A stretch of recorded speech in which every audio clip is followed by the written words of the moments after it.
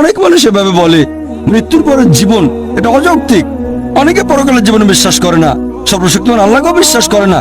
তাকে যুক্তি দিয়ে বোঝাবো কিভাবে? এখানে যুক্তিটা হচ্ছে, একটা লেকচার দিয়েছিলাম কোরআন এন্ড মডার্ন সায়েন্স। সেখানে বলেছিলাম পবিত্র কোরআনে ৬,০০০-এর বেশি আয়াত আছে, আর তার মধ্যে প্রায় ১,০০০ খানেক আয়াত বলছে বিজ্ঞান সম্পর্কে। আর যেসব আয়াতগুলো বিজ্ঞান সম্পর্কে বলছে, আনুমানিকভাবে তার মধ্যে ৮০% আয়াত এখনকার বিজ্ঞান আমাদের বলছে এগুলো ১০০% সঠিক। বাকি ২০% আয়াত সম্পর্কে এখনো জানতে পারিনি। তার মধ্যে একটা হচ্ছে পরকালের জীবন। বিজ্ঞান এখনো অতটা উন্নত হয়নি যে পরকালের জীবনকে প্রমাণ করে দেখাবে। বিজ্ঞান এখনো বেশ দোজক প্রমাণ করতে পারেনি, জিনের অস্তিত্ব প্রমাণ করতে পারেনি। এরকম ২০% আয়াত এখনো প্রমাণিত হয়নি পবিত্র কোরআনের আয়াত। তাহলে কি অন্ধভাবে পরকালের জীবনে বিশ্বাস করছি? এখন একজন মানুষকে এই পরকালের জীবন সম্পর্কে কিভাবে বোঝাতে পারি? ধরেন একজন লোক পরকালের জীবনে বিশ্বাস করে না, আর সর্বশক্তিমান আল্লাহকেও বিশ্বাস করে না। এখন তাকে বোঝাবো কিভাবে? আমি আপনাদের একটা প্রশ্ন করি যে চুরি করা ভালো না খারাপ? চুরি করা ভালো না খারাপ? খারাপ, সবাই বলবে খারাপ। এবার একটা উদাহরণ দেই। ধরেন আমি একজন স্মাগলার, ধরে নেন আমি স্মাগলার, অনেক ক্ষমতাবান স্মাগলার, আর আমি চোর, পৃথিবীর মধ্যে ১ নাম্বার, সবার সেরা। আর ধরেন আপনারা কেউ পরকালের জীবনে বিশ্বাস করেন না, আল্লাহকে বিশ্বাস করেন না। তাহলে আপনারা আল্লাহকে বিশ্বাস করেন না, পরকালের জীবনে বিশ্বাস করেন না, আর আমি একজন স্মাগলার, সেরা স্মাগলার, খুব বুদ্ধিমান, সবসময় যুক্তি খাটিয়ে কাজ করি। আমি আপনাদের বলছি যে চুরি করা ভালো। একটু আগে আপনারা সবাই বললেন যে চুরি করা খারাপ, চুরি করা খারাপ। এখন আমাকে অন্তত একটা বৈজ্ঞানিক কারণ দেখান যে চুরি করা খারাপ কেন, তাহলে আমি চুরি করা বন্ধ করব। কেউ কেউ আমাকে মাত্র একটা কারণে দেখাতে পারবেন? অন্যের অধিকার কেড়ে নিচ্ছেন। আপনি অন্যের অধিকার কেড়ে নিচ্ছেন। মেনে নিলাম যে আমি অন্যের অধিকার কেড়ে নিচ্ছি। আমি হয়তো কারো ১,০০০ টাকা চুরি করছি, তার অধিকার কেড়ে নিচ্ছি। এটা তার জন্য খারাপ, আমার জন্য না। আমি বলছি যুক্তি দিয়ে বোঝান যে এটা আমার জন্য খারাপ কেন। যদি কারো কাছ থেকে ১,০০০ টাকা চুরি করি, তাহলে ভালো হোটেলে খাওয়া দাওয়া করতে পারবো, 5 স্টার হোটেলে যেতে পারবো, সিনেমা দেখবো, এটা আমার উপকার হবে। আপনারা আমাকে যুক্তি দেখান যে এটা আমার জন্য কেন খারাপ হবে। যার চুরি যাচ্ছে তার জন্য এটা খারাপ। পুলিশ শাস্তি দেবে। আরেক ভাই বললেন পুলিশ আমাকে শাস্তি দিতে পারে, পুলিশ আমাকে অ্যারেস্ট করবে। ভাই পুলিশ তো আমার পকেটে আছে, মন্ত্রী মিনিস্টার আমার পকেটে। বলছি তো আমি হচ্ছি সেরা স্মাগলার, পৃথিবীর মধ্যে ১ নাম্বার। মনে রাখবেন, প্রথমেই বলেছি যে ধরে নেবেন আপনারা হলেন সেই সব মানুষ যারা আল্লাহকে বিশ্বাস করে না, পরকালে বিশ্বাস করে না, আর আমি স্মাগলার। এখন আপনারা আমাকে বোঝাবেন যে চুরি করা খারাপ, মাত্র একটা লজিক্যাল কারণ দেখান। এটা তো হারাম, চুরি করা হারাম কাজ। হারাম? হ্যাঁ হারাম আপনার কাছে, আপনি চুরি করবেন না, কিন্তু আমার কাছে তো হারাম না। আপনার কাছে হারাম হলে, নিষিদ্ধ হলে আপনি চুরি করবেন না। কে আপনাকে চুরি করতে বলছে? আমি বলছি আমাকে প্রমাণ দেখান। আমি খুব লজিক্যাল মানুষ, মাত্র একটা লজিক্যাল কারণ দেখান যে এটা কেন খারাপ, তাহলে আমি আর চুরি করবো না। মাত্র একটা, দুটো লাগবে না, মাত্র একটা কারণ দেখান। একদিন আপনারও চুরি যাবে। একদিন আমারও চুরি যাবে? খুব ভালো ভাই, খুব বুদ্ধিমান, অন্য কেউ চুরি করবে। ভাই বলেছি তো আমি ১ নম্বর মাফিয়া। আমার ১০০ জন বডিগার্ড, ১০০ জন বডিগার্ড স্টেজের পেছনে আছে, সবার কাছে AK-56 রাইফেল।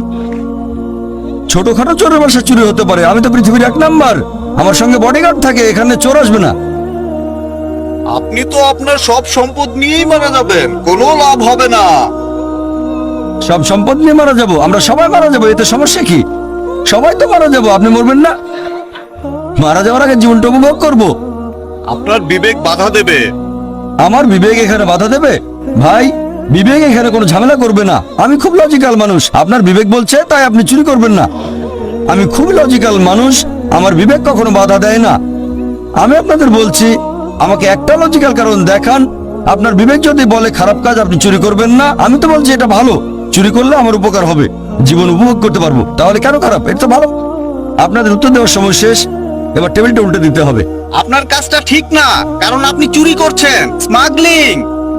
এতে করে সমাজের আচ্ছা ঠিক অনেক আছে, ক্ষতি আপনাদের হচ্ছে। উত্তর দেওয়ার সময় শেষ। অনেক শত্রু তৈরি হবে। আমার শত্রু থাকলে সমস্যা নেই, আমার কেউ ক্ষতি করবে না, আমার আছে বডিগার্ড। আপনাদের উত্তর দেওয়ার সময় শেষ, এবার আমি উত্তরটা বলছি, আপনাদের উত্তরটা বলছি। আমি আগে বলেছিলাম এটা একটা উদাহরণ। ধরেন একজন লোক আপনার কাছে এসে জিজ্ঞেস করলো যে কিভাবে প্রমাণ করবেন ইসলামিক শরিয়া নিখুঁত। এই প্রশ্নটা যদি করা হয় তাহলে এবার টেবিলটা উল্টে দেন। টেবিলটা উল্টে দেন। ধরেন আপনি স্মাগলার, উদাহরণ দিচ্ছি, এটা ধরে নেন আপনি পৃথিবীর 1 নম্বর স্মাগলার আর আমি একজন মুসলিম। আপনাকে বোঝানোর চেষ্টা করছি। আপনি স্মাগলার, আমাকে বললেন প্রমাণ করে দেখান যে চুরি করা খারাপ। বললাম পুলিশ অ্যারেস্ট করবে। আপনি বললেন পুলিশ আমার পকেটে। তারপর বললাম এতে অন্যের ক্ষতি হচ্ছে। আপনি বললেন তাতে আমার কিছু যায় আসে না। বললাম বিবেক দংশন করবে। বললেন আমার বিবেকই নেই, দংশন করবে কে আমাকে? মুসলিম হিসেবে আমি যেটা করব, প্রথমে আমি তার সামনে আল্লাহ তাআলার অস্তিত্ব প্রমাণ করে দেখাবো। এটা করেছি একটা লেকচারে, is the Quran God's word. এখন যদি কেউ এই লেকচারটা is the Quran God's word খোলা মন নিয়ে দেখেন, তাহলে আপনিও মানবেন যে সবচেয়ে ক্ষমতাবান আল্লাহ সুবহানাহু ওয়া তাআলা, সর্বশক্তিমান ঈশ্বর। প্রমাণ করবো পবিত্র কোরআন আর বিজ্ঞান দিয়ে। 1 নম্বর পয়েন্ট। 2 নম্বর পয়েন্ট, সে তখন বলবে আচ্ছা আমি মেনে নিলাম যে ঈশ্বর সর্বশক্তিমান। এখন সে প্রশ্ন করবে ঈশ্বর যদি এমন মহান হন তাহলে শাস্তি দিচ্ছেন না কেন? এটা আবার কোন ধরনের সুবিচার? আল্লাহ পবিত্র কোরআনে বলেছেন সূরা নিসা অধ্যায় নম্বর 4 আয়াত নম্বর 40, আল্লাহ সুবহানাহু ওয়া তাআলা কারো প্রতি অনুপরিমাণ জুলুম করেন না, তবে কেউ চায় না নিজের প্রতি অবিচার হোক। একজন লোক অন্য কারো মা বা স্ত্রীকে ধর্ষণ করলো, তাকে মৃত্যুদণ্ড দিলে আপনারা বলবেন বর্বর আইন। অবিচার যদি হয় আপনার সাথে, তখন বুঝতে পারবেন যে সুবিচার করতে হবে।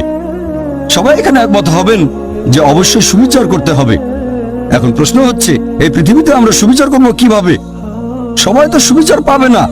যেমন ধরেন আপনি এটা জানেন যে হিটলার 60 লক্ষ ইহুদিকে হত্যা করেছিল। কতজন? 60 লক্ষ ইহুদি। ধরেন আপনি আজকে হিটলারকে ধরলেন, তাকে এখন কি শাস্তি দেবেন? ম্যাক্সিমাম তাকেও গ্যাস চেম্বারে পাঠিয়ে দেবেন। তাতে মাত্র একটা জীবনের ক্ষতিপূরণ হবে। বাকি 59,99,999 জন ইহুদি ছিল, তাদের ব্যাপারে কি হবে? তারা সুবিচার পাবে না? এটা আবার কোন ধরনের আইন? একে সুবিচার বলবেন? আল্লাহ পবিত্র কোরআনে বলেছেন সূরা আলে ইমরান অধ্যায় নম্বর 3 আয়াত নম্বর 185 যে কুল্লু নাফসিন যায়কাতুল মউত, জীব মাত্রই মৃত্যু স্বাদ গ্রহণ করবে, আর চূড়ান্ত বিচার হবে রোজ কিয়ামতের দিনে। আর যাকে দোজখের আগুন থেকে দূরে রাখা হবে, বেহেশতে নেওয়া হবে, সে পৃথিবীর উদ্দেশ্য অর্জনে সফল কাম। কারণ এই পার্থিব জীবন এটা ছলনাময় ভোগ বিলাসিতা ব্যতীত আর কিছুই নয়। তাহলে চূড়ান্ত হিসাব কিতাব, চূড়ান্ত বিচার সেটা হবে রোজ কিয়ামতের দিনে। সেটাই হচ্ছে চূড়ান্ত হিসাব কিতাব। তাহলে যেভাবে একজন মাফিয়াকে বাধা দেবেন, সেটা হচ্ছে আখিরাতের জীবনের শাস্তি। এটা দিয়ে ইসলামিক শরিয়া সম্পূর্ণ হয়। আর আল্লাহ সুবহানাহু ওয়া তাআলা যদি আখিরাতে হিটলারকে শাস্তি দিতে চান, আল্লাহ পবিত্র কোরআনে বলেছেন সূরা নিসা অধ্যায় নম্বর 4 আয়াত নম্বর 56, যারা আমার আয়াত প্রত্যাখ্যান করে তাদের দোজখের আগুনে দগ্ধ করব। আর তাদের চামড়া যখন পুরোপুরি দগ্ধ হয়ে যাবে, সেখানে নতুন চামড়া দেওয়া হবে যাতে তারা ব্যথা অনুভব করতে পারে। এখনকার বিজ্ঞান জানতে পেরেছে আমাদের চামড়ার নিচে পেইন রিসেপ্টর থাকে। তাহলে আল্লাহ সুবহানাহু ওয়া তাআলা যদি হিটলারকে পোড়াতে চান 60 লক্ষ বার, তিনি তা পারেন। 1,20,00,000 বার করতে পারেন। তাহলে চূড়ান্ত শরিয়া আর ইসলামিক আইন তখনই বুঝতে পারবেন যদি বিশ্বাস করেন আখিরাতে। যদি আখিরাতে বিশ্বাস না করেন, তাহলে চুরি করাকে খারাপ বলবেন না, ধর্ষণকে খারাপ বলবেন না, এই সব কিছুকে তখনই খারাপ বলতে পারবেন যদি পরকালের জীবন থাকে। তাহলে এই হলো পরিপূর্ণ শরিয়া। আমি একটা উদাহরণের কথা বলে আমার লেকচার শেষ করব। যখনই আপনি শরিয়াকে বিচার করতে যাবেন, বিশুদ্ধ উৎস দিয়ে বিচার করবেন, মানে পবিত্র কোরআন আর আমাদের নবীর সুন্নত অর্থাৎ সহিহ হাদিস। এখানে একজন মুসলিমের কাজ বা মুসলিম সমাজের কাজ দেখব না। আমি জানি প্রত্যেক সম্প্রদায়ের ভেতরেই কিছু কুলাঙ্গার থাকে। কিছু লোক নিজেদের মুসলিম বলে কিন্তু শরিয়া মেনে চলে না। ইসলাম বলছে মদ পান করো না, মাদকদ্রব্য নিও না। এরকম অনেক মুসলিম আছে যারা এসব কাজে অমুসলিমদের চেয়েও পাকা। আমি এটা জানি। এরা হচ্ছে কুলাঙ্গার। প্রত্যেক সম্প্রদায়ে কিছু কুলাঙ্গার থাকে। মিডিয়া এদেরকে এমন ভাবে তুলে ধরো যেন এরাই আদর্শ মুসলিম। গতকাল একটা উদাহরণ দিয়েছিলাম, যদি একটা গাড়িকে যাচাই করতে চান আর ড্রাইভার যদি ভালো চালাতে না জানে, হুইলের পেছনে কাঁপাকাঁপি করতে করতে অ্যাক্সিডেন্ট করে বসলো, কাকে দোষ দেবেন? ড্রাইভারকে না গাড়িকে? ড্রাইভারকে। তাই মুসলিমদের দেখে ইসলাম ধর্মকে বিচার করবেন না, ইসলামকে বিচার করবেন কোরআন এবং হাদিস দিয়ে। আরেকটা গাড়ি যাচাই করতে গেলে হুইলের পেছনে আপনি এমন কাউকে বসাবেন যে খুব ভালো ড্রাইভার। তাহলে একজন মানুষের কাজ দেখে ইসলাম ধর্মকে যাচাই করতে চাইলে সবচেয়ে সেরা দৃষ্টান্ত সর্বশেষ চূড়ান্ত নবী মুহাম্মদ সাল্লাল্লাহু আলাইহি ওয়াসাল্লাম। ওয়া আখিরু দাওয়ানা আলহামদুলিল্লাহি রাব্বিল